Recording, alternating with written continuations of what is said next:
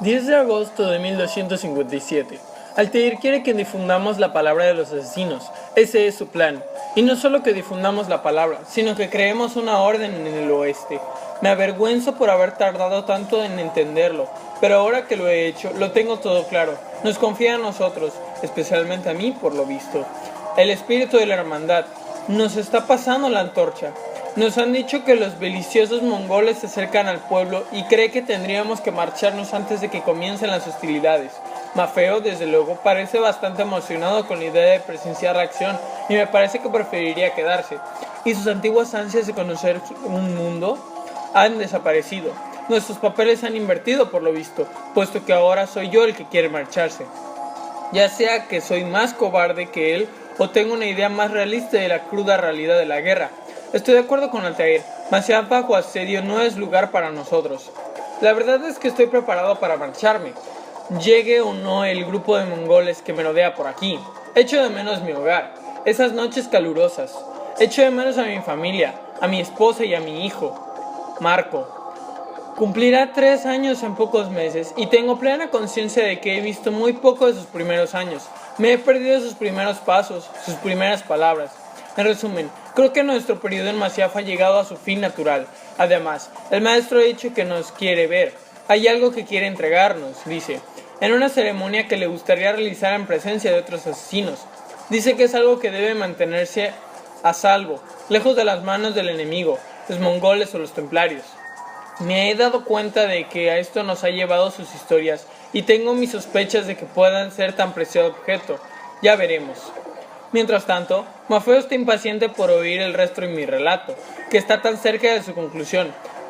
Puso mala cara cuando le dije que avanzaría en el tiempo la narración, desde el instante en que Altair saltó de los baluartes de la ciudadela, un hombre avergonzado y destrozado, a un periodo 20 años más tarde y no en Masyaf, sino en un lugar del desierto 2 días a caballo.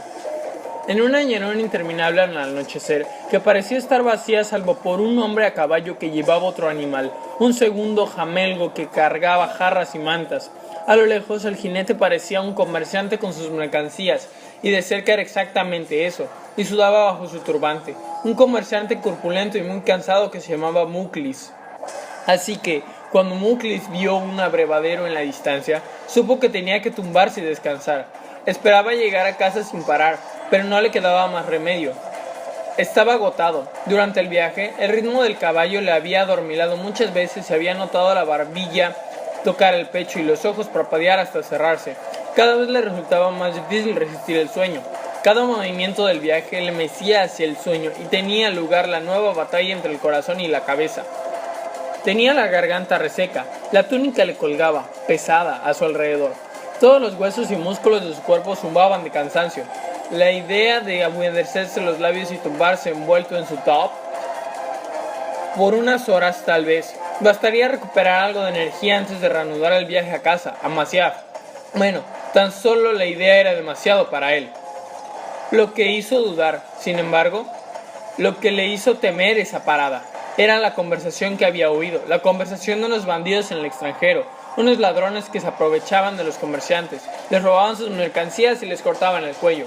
Una banda de forajidos dirigida para un degollador llamado Fahad, cuya brutalidad legendaria tan solo igualaba a su hijo, Bayaz. Decían que Bayaz colgaba a sus víctimas por los pies antes de cortarles la garganta a la barriga y las dejaba morir lentamente, mientras los perros salvajes se daban un festín con sus tripas colgantes. Bayaz lo hacía y se reía. Muklis preferiría que sus tripas siguieran dentro de su cuerpo. Tampoco tenía ganas de entregarle su material a los bandoleros. Al fin y al cabo, la situación en Masyaf era dura y estaba empeorando. A los aldeanos se les obligaba a pagar impuestos cada vez más altos al castillo del promontorio. El coste de proteger a la comunidad estaba aumentando, les decían. El maestro era inflexible al exigir tributos al pueblo, y con frecuencia enviaba grupos de vecinos por las pendientes para obligarlos a pagar. Se golpeaban los que se negaban, y luego se les echaba al otro lado de las puertas para que vagaran con la esperanza de ser aceptados en otra población, o a merced de los bandidos que se habían adueñado de las rocosas llanuras que rodeaban Masyaf, y parecían ser cada vez más atrevidos en los asaltos a los viajantes. Antes los asesinos, con la amenaza de su presencia al menos, habían mantenido las rutas comerciales a salvo, pero por lo visto ya no. Así que de volver a casa sin un céntimo, incapaz de pagar los diezmos que Abás exigía a los comerciantes de la aldea y los impuestos que quería de su pueblo, podía suceder que echaran a Muclis y a su familia, él, su mujer Aila y su hija Nada. Estaba pensando en todo eso cuando se secó el abrevadero, aún sin decir palabra. Había un caballo al lado de una enorme higuera que se extendía sobre el abrevadero, un gran manto atractivo de fresca sombra y refugio. Estaba sin amarrar, pero la manta de su lomo mostraba que pertenecía a alguien, probablemente un compañero viajero que se había detenido a beber agua, a rellenar sus cantimploras o, tal vez, como Muclis, a apoyar la cabeza y descansar. Aún así, Muclis se acercó al abrevadero nervioso. Su caballo percibió la proximidad del agua y resopló, agradecido, así que tuvo que frenarlo, para que no saliera al trote hasta el pozo, donde ahora veía una figura, durmiendo, acurrucada. Dormía con la cabeza en su fardo, la túnica envolviéndole, la capucha subida y los brazos cruzados sobre el pecho. No se le veía mucha cara, pero Muclis vio una piel marrón y ajada, arrugada y con cicatrices. Era un anciano de 60 y tantos años, u 80 años. Fascinado, Muclis estudió el rostro del que dormía y los ojos se abrieron de golpe. Muclis retrocedió un poco, sorprendido y asustado. Los ojos del anciano eran duros y atentos. Se quedó totalmente inmóvil y Muclis se dio cuenta de que, aunque era mucho más joven, el desconocido no sería intimidado por él. «Siento haberte molestado», dijo Muclis con la cabeza inclinada, titubeando un poco. El desconocido no dijo nada, tan solo observó cómo Muclis desmontaba. Llevaba su caballo hasta el pozo y recuperaba el cubo de cuero para poder beber. Durante unos instantes, el único sonido fue el suave golpe del cubo en la pared del pozo mientras recogía el agua, y después los sorbos del caballo al beber. Muclis también bebió, tragó y engulló. Se mojó la barba y se secó la cara. Llenó sus cantimploras. Cogió agua para el segundo caballo y los ató a ambos. Cuando volvió a mirar al desconocido, comprobó que había vuelto a quedar dormido. Lo único que había cambiado en él era que ya no tenía los brazos cruzados, sino junto a la cabeza, apoyados en el fardo que usaba como almohada. Muclis sacó una manta de su propio fardo, encontró un sitio al otro lado del pozo y se tumbó para dormir. ¿Cuánto tiempo había pasado cuando oyó un movimiento y abrió los ojos y pudo ver la figura que estaba ante él? Una figura iluminada por los primeros rayos del sol matutino, con el pelo negro y la barba salvaje, descuidada, un aro de oro en una oreja, y una sonrisa amplia aunque maliciosa.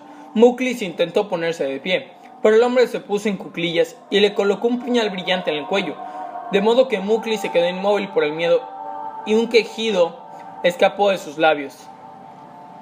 «Soy Bayaz, soy la última cara que verás», dijo el hombre que seguía sonriendo. «No», dijo Muclis, pero Bayaz ya estaba tirando de él para ponerlo de pie. El comerciante vio que Bayaz tenía dos compañeros, que estaban quitando de los caballos las mercancías para ponerlas en sus propias bestias. Buscó al anciano que dormía, pero ya no estaba allí. Aunque Muclis veía su caballo, ¿ya lo habían matado? ¿Estaba por allí degollado? «Una cuerda», dijo Bayaz. Todavía tenía el puñal en el cuello de Muclis cuando uno de sus compañeros le tiró un rollo de cuerda, como Bayaz. Tenía una barba negra y descuidaba, y el pelo tapado con un kefille. A su espalda tenía un arco. El tercer hombre llevaba el pelo largo y no tenía barba, pero sí una ancha cimatarra en su cinturón, y estaba muy ocupado hurgando los fardos de Muclis y descartando los artículos que no quería sobre la arena. «¡No!», gritó Muclis al ver una piedra pintada caer al suelo. Se le había dado a su hija como regalo de buena suerte el día que se había marchado, y al ver cómo la tiraba un ladrón, no pudo soportarlo. Se apartó de Bayaz y corrió hacia él, el de pelo largo, que se movió hacia él con una sonrisa y después lo derribó con un despiadado golpe en la tráquea.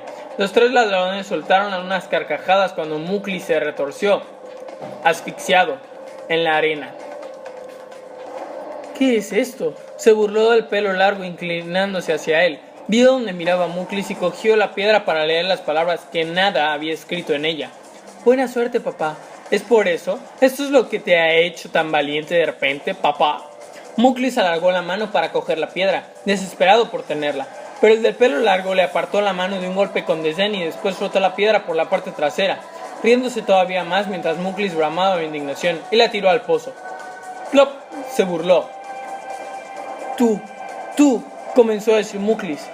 «Átale las piernas», oyó que alguien decía detrás de él. Bayas le tiró la cuerda del pelo largo y dio la vuelta. Se colocó de cuclillas y puso la punta del cuchillo cerca del ojo de Muklis. ¿A dónde te dirigías, papá? A Damasco. Bayas le cortó la mejilla con el cuchillo y él gritó por el dolor. ¿A dónde ibas? Sus telas son de Masyaf, dijo el del pelo largo, que estaba atándole las piernas. Masyaf, Antes podías contar con el apoyo de los asesinos, pero ya no, dijo Bayas. Tal vez deberíamos hacerle una visita. Puede que encontramos una viuda penada que necesite consuelo. ¿Qué dices, papá, cuando terminemos contigo? El del pelo largo se puso de pie y lanzó el extremo de la cuerda sobre una de las ramas de la higuera para tirar de ella y subir a Muklis. El mundo se puso boca abajo. Se quejó mientras el del pelo largo ataba el extremo de la cuerda al arco del pozo para asegurarlo. Bayas le empezó a dar vueltas. Giró y vio al arquero en unos metros balanceándose sobre sus talones por la risa. Bayas y el del pelo largo estaban más cerca y se reían también. Bayas se inclinó hacia él. Todavía girando, vio pasar la pared del pozo, dio otra vuelta y vio a los tres ladrones, el del pelo largo y Bayas.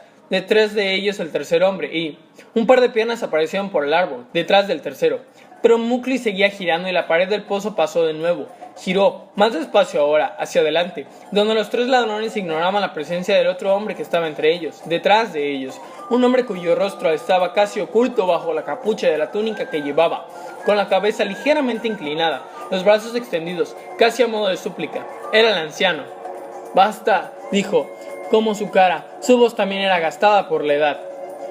Los tres ladrones se dieron la vuelta para mirarle, tensos, dispuestos a aniquilar al intruso.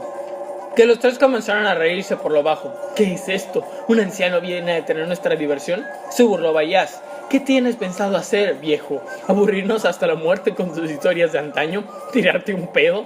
Sus dos compañeros se rieron. «Suéltalo, enseguida», dijo el anciano, señalando donde Muklis todavía calgaba boca abajo, balanceándose en la cuerda. «¿Y por qué iba a querer hacer eso?». «Porque lo digo yo», bramó el anciano. «¿Y quién te crees que eres para exigirme eso?». El anciano movió la mano. ¡Zas!